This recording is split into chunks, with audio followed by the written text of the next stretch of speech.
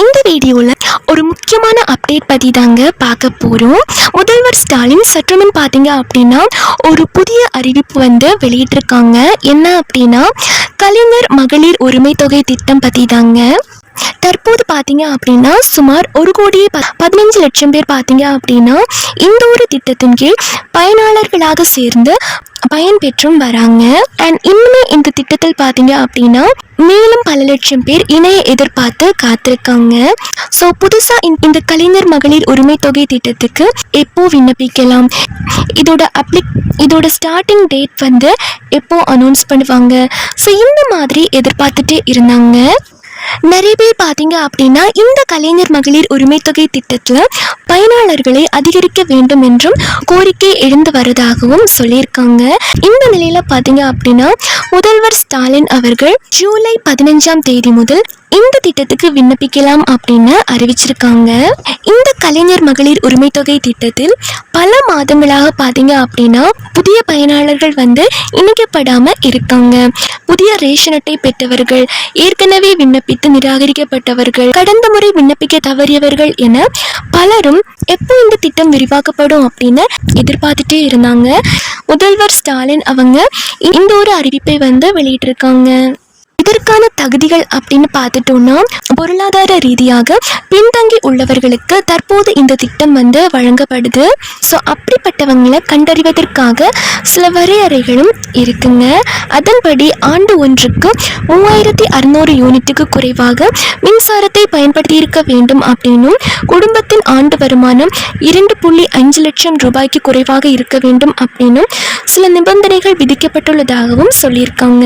ஆனால் இந்த நிபந்தனைக்குள்ளாக தான் இருக்காங்களா அப்படிங்கிறத கன்ஃபார்ம் பண்றதுக்கு எந்த சான்றிதழும் கேட்கப்படல.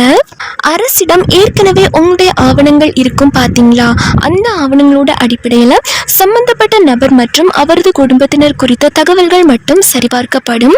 ஸோ அதை தான் அவங்க செக் பண்ணுவாங்க. கடந்த மக்களவை தேர்தலை முன்னிட்டே பார்த்தீங்க அப்படின்னா பயனாளர்கள் இணைப்பு குறித்த அறிவிப்பு எப்போ வெளியாகும் அப்படின்னு எதிர்பார்த்துட்டு இருந்தாங்க. ஆனால் நீண்ட இடைவெளிக்கு பின்னர் பார்த்தீங்க அப்படின்னா பட்ஜெட் கூட்டத்தொடரின் போது முதல்வர் ஸ்டாலின் அவங்க இந்த ஒரு அறிவிப்பு வெளியிட்டிருக்காங்க. மக்களின் குறைகளை தீர்க்க அவங்க கிட்ட இருந்து பெறப்படும் மனுக்கள் மீது நடவடிக்கை எடுக்க திமுக அரசு பல்வேறு நடவடிக்கைகளை மேற்கொண்டு வருகிறது.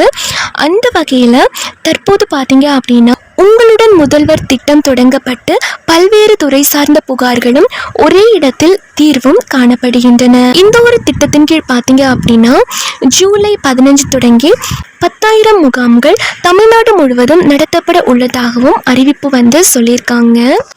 கலைஞர் மகளிர் உரிமை தொகை திட்டத்தில் விடுபட்ட அல்லது நிராகரிக்கப்பட்ட தகுதியுள்ள பெண்கள் உங்களுடன் ஸ்டாலின் முகாம்கள் மூலம் விண்ணப்பிக்கலாம் என்றும் தெரிவிச்சிருக்காங்க. இந்த மகளிர் உரிமை தொகைக்கு அரசு இ-சேவை மையங்கள் மூலமும் விண்ணப்பிக்கலாம் அப்படிங்கிற மாதிரியும் சொல்லியிருக்காங்க. அதாவது ஜூலை 15ஆம் தேதி முதல் மகளிர் உரிமை தொகை திட்டத்தின் கீழ் புதிய பயனாளிகள் விண்ணப்பிப்பது குறித்து ஒஃபிஷியலாக அறிவிச்சிருக்காங்க. அன்று முதல் பார்த்தீங்க அப்படின்னா குடும்ப தலைவிகள் உங்களோட ration card, passport size photo, Aadhaar card, 100 நாள் வேலை திட்ட அட்டை, வாக்காளர் அடையாள அட்டை, வங்கி கணக்கு பாஸ்புக், ஆதார் கார்டோடு இணைக்கப்பட்ட உங்களோட ஃபோன் நம்பர் ஆகியவற்றை கொடுத்து விண்ணப்பிக்கலாம் அப்படிங்கிற மாதிரியும் சொல்லியிருக்காங்க. அதாவது இ-சேவை மையம் மூலமாக விண்ணப்பிக்கலாம் அப்படிங்கிற மாதிரியும் ஒஃபிஷியலாக அனௌன்ஸ் பண்ணியிருக்காங்க.